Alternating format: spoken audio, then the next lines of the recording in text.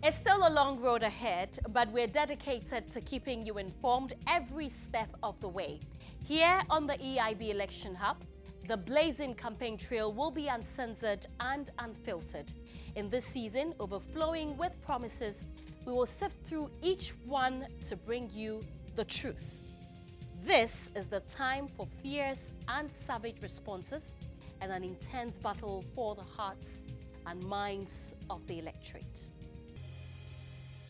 Many names will appear on the presidential ballot, but polls suggest it will be a direct showdown between the two sons of the savannah, Dr. Bawumia and John Mahama. Yet the question remains, will Alan Tremantin, Nana Kwame Bediako, or Hassan Ayariga emerge as a formidable third force?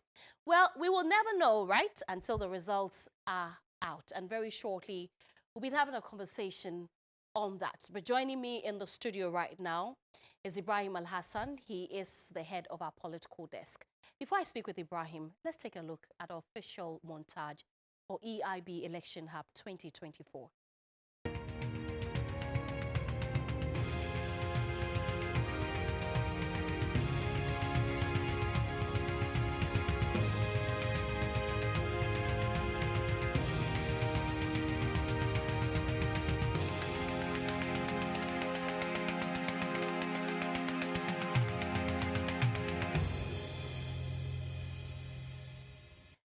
Officially, this is our montage going into election 2024. We are your election hub. And you know that now you can scan directly with your phone to get news directly from us. Right, so we are your team, well, part of the team that will be bringing you a very comprehensive coverage of the election 2024. You see me, you see Ibrahim Al-Hassan, you see Nadede Tete, you see Joshua Kojo-Mensah, and of course, you see Lantam Papanko. And there's Lily, who is on the ground, and we have the other team, and you'll be seeing all of us subsequently. But we are your election hub. You saw that what we did in 2016, you saw what we did in 2020, and trust me, you'll be more amazed at what we have in store for you this December. Let me speak with the head of our political desk, Ibrahim Al-Hassan. Ibrahim, what should we expect? Well, this is the home of augmented reality, right? And as you mentioned, we did this in 2016, we did this in 2020, and viewers can be rest assured that we're doing it again. But this time around, revamped and much more reinvigorated, right? So we have a number of packages for our viewers and our listeners, and it is to help them make an informed decision come December 7th. Yeah, we are aware that some of them might have made up their minds already as to who they are voting for or as to whether they are voting or not. But what we seek to do here is to give them content that will make them better informed citizens. And so come December 7th, when they go to the polling station, they are well aware of the choice they are making and the implications they're in for the country. So, we have Basket of Promises. It's a package that you yourself will bring into our viewers and our listeners, and it sifts through manifestos. You are aware that the NDC, through its launch officially of its campaign, mentioned that it will be heading to the central region to launch its manifesto. As you mentioned this morning, the NPP is equally seeking to launch its manifesto in the Ashanti region in the same month of August. So once these manifestos are out, what you'll be doing on the show, that's Basket of Promises, is to delve deeper into these manifestos, break them down to the minutest of details to assist our electorate make an informed decision, because those promises will come. There are some of them that might not find their way into the manifestos, but once they are mentioned on the campaign platform, it's Trust me here and the team to dissect and bring them. And this is aimed at just one thing. We have to hold politicians accountable. Right. We have to hold them by their words, whether it is printed in a booklet or it's just offered or uttered on a political platform. We will do that. Again, the young people are not left out. They are always on their social media platforms, TikTok, Instagram, and what have you. Sometimes they don't watch what happens in the mainstream media. They don't listen to what happens in the mainstream media. They don't read. We're following them there with Gen Z's manifesto. And that is targeted at the young people, and it is to help them know that It is their future that we are seeking to secure, and that they will need to partake in the process that will give us a leader. Again, we have Campaign Uncensored. Yes. Right. And speaking of Campaign Uncensored, we have Nadede here. Yes. Who has all of the juice for campaign. And Campaign Uncensored is a 30 minutes crisp program that is expected to let you in on what is happening on the campaign trail. So 30 minutes straight to the point. We're going to tell you whoever has been saying what and where. Is going to be unfiltered and comprehensive, and we'll look at the campaign trail during the elections with a focus on the activities of political parties, promises, and analysis of key issues. The show aims to keep the public well informed and engaged throughout the election season. So I, Nadede Tete, and Lily Mohammed will be here from August 1, which is just tomorrow, to Monday to Friday, 7:30 p.m. to 8 p.m.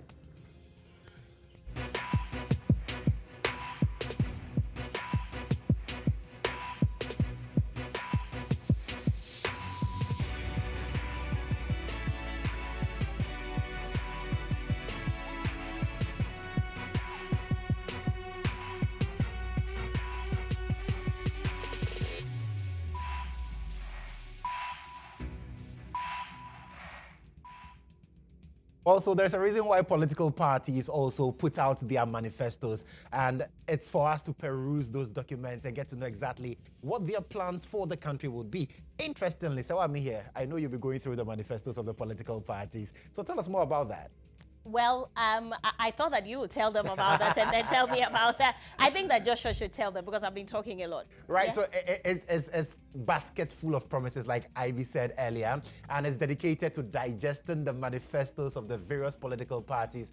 On the show, we will unravel the pledges, the policies, the promises put forth by the different parties, providing viewers with a very comprehensive understanding of their vision for the nation. Now, each single episode of Basket Full of Promises will focus on one political party's manifesto. So through expert analysis, we are looking at interviews and visual aids. We'll break down the key points, the initiatives, and proposals outlined in the manifesto. So Basket Full of Promises is airing every Sunday at 7 p.m. So make a date with Sewa Ami here. She will be making sure that these political actors will be clearly held to what they put out in their manifestos.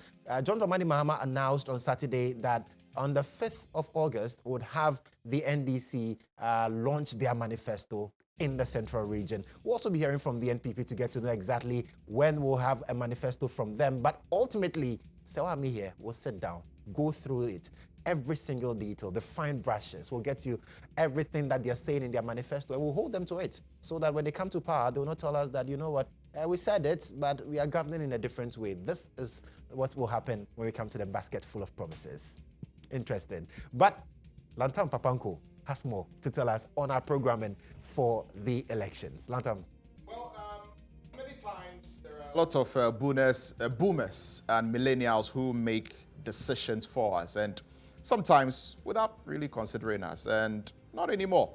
Gen Z Manifesto is a dynamic and engaging television show that is going to delve into expectations, aspirations, and concerns of the youth as they look towards the future of the nation.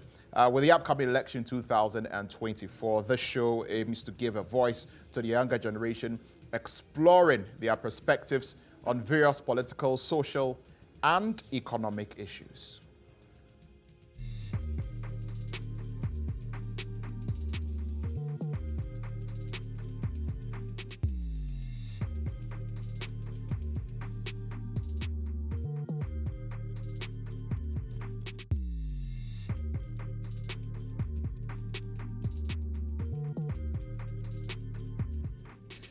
Right, so that's Gen Z Manifesto for you. I mean, it's more than just a show. It's actually a platform for the youth to express their dreams, their demands, their desires for a better future. So be a part of it. Stay tuned. The conversation is going to definitely shape the future of this country, and I'm pretty sure all of us are very excited about these raft of programs that we're bringing to the viewers as we're launching the EIB election hub today. I don't know which one particularly excites any of you. I saw IB beaming with smiles when he was talking about the basket full of promises. Joshua was also beaming with smiles. Yeah, Are you looking at the promises? I'm pretty sure you've already heard a promise or two which tickles your fancy, eh? Well, exactly. Like I said earlier, I mean, this is a political platform, and we are inching towards a very crucial election. Now, this particular election has been described as one that we've never seen before. I mean, a former president contesting, like, sitting vice president is going to be interesting. And then a businessman, and then Alan Chemating, and the others who may join in the coming days. So, yes, promises will be made, lofty ones, of course, but we'll definitely get to know exactly. So I will dissect those promises, and then we'll get to see those that are attainable, and we'll give time frames and we'll hold them to it. So I'm really excited about that. You know, with what I just talked about, you know that a lot of people who are in the new generation, those they call the Gen Zs, a lot of them are going to be voting for the very first time. Exactly. So that is a block, a political block that a lot of the political parties will be looking to capitalize on and capture, because they are quite a lot. And if you're able to get these people, you increase your chances of actually winning the election. So that's why we really want to focus on the youth and what the youth are thinking and what is important to them. You know, in this digital age, a lot of them are always on their smartphones going through TikTok and, you know, Snapchat and all of that. So it'll be interesting to also see how the political parties capitalize on that and what kind of messages they are going to be sending through social media. You're right. And you remember that in the, was it in the 2016, you know, campaign where Nana Akufo-Addo and the MPP were very heavy on digital tools employed in the election. They were raising funds. They were sending a lot of messages on social media and all of that. So, you know, and the Gen Zs are really savvy when it comes to these things. And so it will be important for us to hear what they've got to say, what their thoughts are, what their opinions are, and what they are looking forward to from, you know, our leaders. Right. And I'm really looking forward to that. Well, It's quite exciting. And I mean, I listened to Musa Dankwa, and one of the things he said was that any political party that is able to capture the first-time voters will have an edge going into the election. So what are the things that are relevant to the Gen Zs? Long time, are you Gen Z or? I'm a millennial. Ah, okay. I know you're a millennial too. You can't know for me. I know.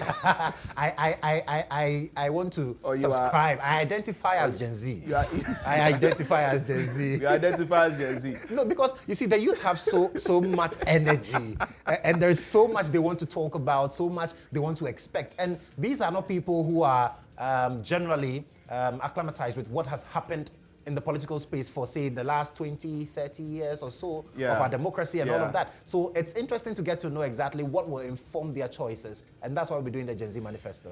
I don't know what now identifies us. Do you identify as a Gen Z, a baby boomer, Generation X, or what? Well, I'm definitely a millennial. I don't think I will exchange it for anything. I mean, we cannot take pictures without a peace sign. So, you know, It's a baby Boomer. yeah. Which Baby one is boomers that? They are the those ones who came before they are parents. millennials. Yeah. Oh, Baby our boomers parents. are parents. Oh, yes. so they are baby makers. Yeah. Those who came before millennials. Yeah, so Is Then I think it's a IB baby a boomer. baby boomer? Ivy is not our parents. That's a good one. You know, Okay. yeah. But so, it could be. Ivy is a baby boomer. Yes, now it's saying. I mean, I identify as a millennial. I wouldn't exchange it for anything. And you've talked about the basket full of promises and talked about the program, you know, directed towards the Gen Zs.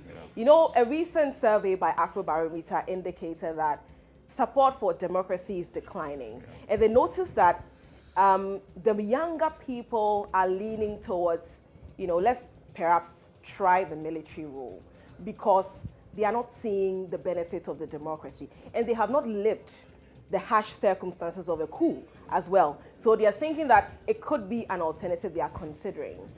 So this is where the political parties need to convince the Gen Zs that you need to stick with us. You need to stick with democracy, because that is the best way to govern. And if they don't find creative ways for the Gen Zs to believe in them and believe in this, our democracy, which many people say is in crisis because the democracy is not functioning, they're not going to get their votes. So they have to find very creative ways. They have to find themselves on Instagram, they have to find themselves on TikTok, on Facebook, wherever they are, and take the messages to them. Without that, I'm sure they're not going to get their votes.